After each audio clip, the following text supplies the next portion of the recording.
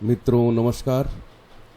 और आज के इस क्लास में हम एक्सेल में बार बार उपयोग में आने वाले कुछ फंक्शंस सीखने वाले हैं। पहला है काउंट। इसका उपयोग आपने पहले भी किया होगा। इक्वल टू काउंट लिखकर जैसे ही आप सभी नंबर्स को सेलेक्ट करते हैं तो यह सिर्फ नंबर को ही काउंट करता है, न ब्लैंक स्पेस को ये काउंट करेगा और न ही बीच में लिखे हुए अक्षरों को। सिर्फ नंबर्स को काउंट करता है। इसका नाम है काउंट। ठीक है।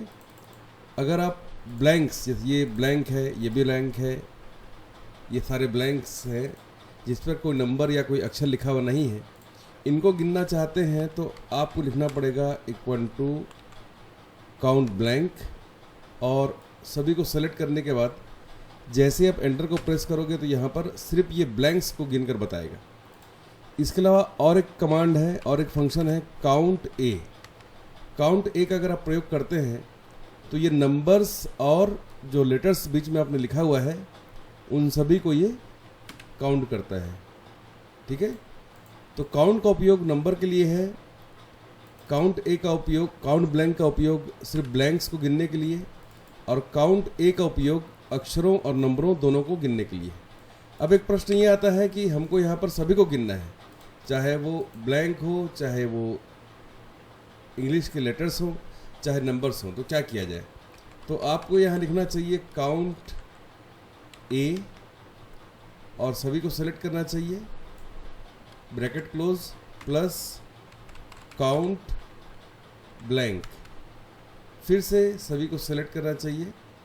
अब आप जैसे ही एंटर करोगे तो अब ये टोटल जो है ब्लैंक को भी, अक्षरों को भी और नंबरों को भी काउंट करके उसका सही आंसर देता है। ठीक है।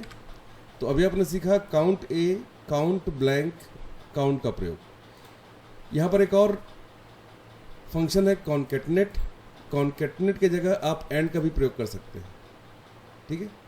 कॉन्केटनेट का प्रयोग करते हैं अलग अलग अक्षरों या नंबरों को जो अलग अलग सेल में लिखे हुए हैं एक साथ लिखना।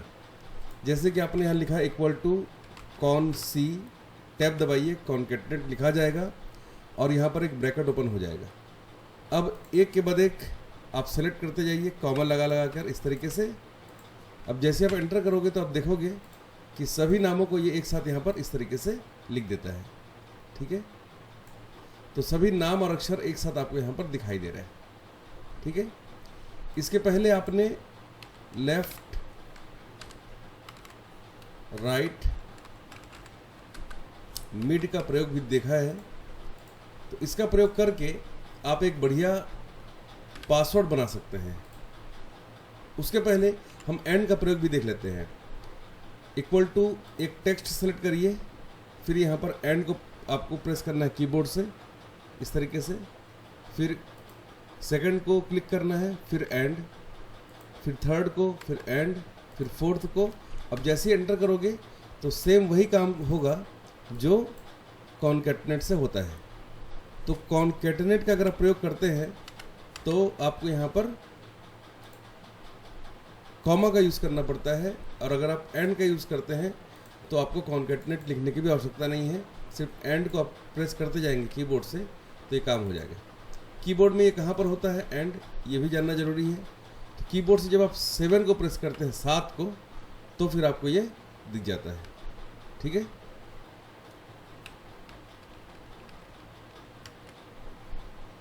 अब हम एक पासवर्ड बना के देखते हैं। तो यहाँ पर मैंने लिखा है कॉन्केटनेट। अब मैंने यहाँ लिखा है लेफ्ट, कीबोर्ड से टैब दबाया है, जनवरी को क्लिक करके कॉमा 2 लिखा है ताकि जनवरी का शुरू का 2 अक्षर आ जाए। या फिर आप यहाँ पर राइट ले लीजिए, RIGHT, राइट, और टेक्स्ट को क्लिक करिए इस तरीके से। तो यहाँ पर उसका सेल एड्रेस आ गया है A2, 2, मतलब राइट साइड के 2 अक्षर यहाँ से आपको मिल जाएंगे, कॉमा। अब मैं ले रहा हूँ यहाँ से एज को, फिर मैंने किया है कॉमा। अब मैंने यहाँ पर लिखा है लेफ्ट टैब नेम को क्लिक करने के बाद कॉमा 2 लिख दिया है ताकि लेफ्ट के 2 अक्षर आपको मिल जाए। फिर मैंने लिखा है कॉमा, फिर मैंने विलेज के नेम को क्लिक किया है, उसके पहले मैं लगा रहा हूँ मिड, मतलब गोकुलपुर को क्लिक करने के बाद कॉमा, तीसरे अक्षर से लेकर अगले 3 अक्षर यहाँ पर ये ले लेगा।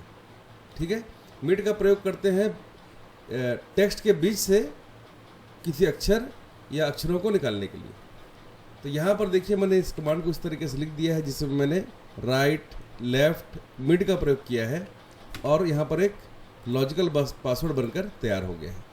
इस तरीके से आप लॉजिकल पासवर्ड बनाने के लिए कॉन्सी, कॉन्केटनेट या फिर एंड का प्रयोग कर सकते हैं। तो इस तरीके से एक लॉजिकल पासवर्ड आप बहुत ही कम समय में बना सकते हैं। अब यहाँ पर है एक और ऑप्शन, प्रोटेक्ट शीट। मानिए कि आप इस फाइल को, इस शीट को सेव करना चाहते हैं, तो सबसे पहले आपको जाना पड़ेगा रिव्यू वाले मेनू में। प्रोटेक्ट शीट में जाने के बाद आपको सभी चेक बॉक्सेस को अनचेक करना है। अब यहाँ पर आपको एक पासवर्ड लिखना है, एंटर करना है, फिर से सेम पासवर्ड रिपीट करना है। अब इसमें आप डबल क्लिक करेंगे तो देखिए यहाँ पर मैसेज आ रहा है कि आप यहाँ पर कोई भी चेंजेस नहीं कर सकते, ना ही कोई सेल सेलेक्ट कर सकते हैं। ठीक है, अब इस फाइल को हम सेव कर देते हैं। सेव करने के लिए मैंने यहाँ पर लिखा है माई एक्सेल और इसको मैंने आशिता वाले फोल्डर के अंदर में सेव कर दिया है। ठीक है, अब ये फाइल पूरी तरह से लॉक हो चुकी है, पर अगर आप चाहते हैं कि अगली बार ये फाइल खुले भी ना, तो आपको प्रिपेयर में जाना होगा और इनक्रिप्ट डॉक्यूमेंट को क्लिक करने के बाद यहाँ पर एक पासवर्ड आपको लिखना है, एंटर करके फिर से सेम पासवर्ड रिपीट कर देना है और फाइल को सेव करके क्लोज कर देना है। अब जब भी आप इस फाइल को ओपन करेंगे तो पासवर्ड पूछा जाएगा, गलत पासवर्ड लिखेंगे तो ये ओपन नहीं होगा। सही पासवर्ड अगर आप लिखते हैं तो ये ओपन हो जाएगा। अब यहाँ पर भी एक और पासवर्ड हमारा शीट पर लगाया हुआ है, तो यहाँ पर भी आप कुछ लिख नहीं पाएंगे। यहाँ पर कुछ लिखने के लिए फिर से इसे अनप्रोटेक्ट करिए और पासवर्ड लिखिए, तब इसमें आप कोई फेरबदल कर सकते हैं। इस प्रकार आज की इस क्लास में हमने count A, count blank, and, concatenate, protect sheet और इनक्रिप्ट डॉक्यूमेंट का प्रयोग करना सीखा।